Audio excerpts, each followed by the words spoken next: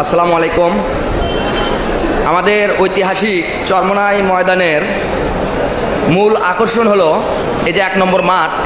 আসলে 1 নম্বর মাঠটা আমি পুরোপুরি দেখাতে পারতেছি না। দুঃখজনক বিষয় হলো মসজিদের ওপরে ওঠার নিয়মটা আসলে এখন এই বছরে বন্ধ করে দিছে।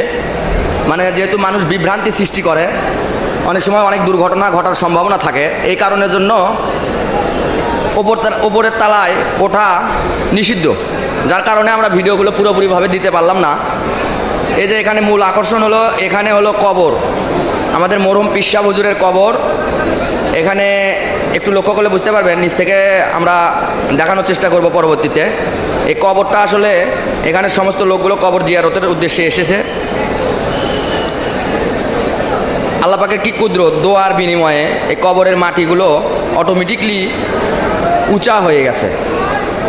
ওই পোকা এই মাটিগুলো উঁচা করছে, এটা আল্লাহ পাকের একটা কুদরত। পীর সাহেব হুজুর দোয়া করছিলেন যে আমার কবরটা যেন একটু উঁচা হয়, আল্লাহ পাক কবুল করছেন, যার ফলে এই কবরটা উঁচা হয়েছে আলহামদুলিল্লাহ। আসলে এটা বুজুর্গদের মোজেজা কেরামত যেটাই বলেন। আসলে বিষয়টা ওরকম না, আমরা যেটা বলতেছিলাম এটা হলো চরমোনাই মাদ্রাসা। ওই পাশে আছে মাদ্রাসার ভবন বিশাল। আমরা সবগুলো, দুঃখজনক বিষয় হলো আমরা দেখাতে পারলাম না। আর এখন এই মুহূর্তে মানুষ তো কিছু আমরা দেখাতে পারলাম না। মানুষ এখানে গুটি কয়েক কিছু মানুষ যারা কবর জিয়ারত করতেছেন, শুধু তাদেরকে আমরা দেখাতে পারলাম, বাকি আর কাউকে আমরা দেখাতে পারলাম না। মানুষ আসলে এখানে ছামি আনার ব্যবস্থা, এখানে মাঠ আছে 6টা। এটা হলো 1 নম্বর মাঠ।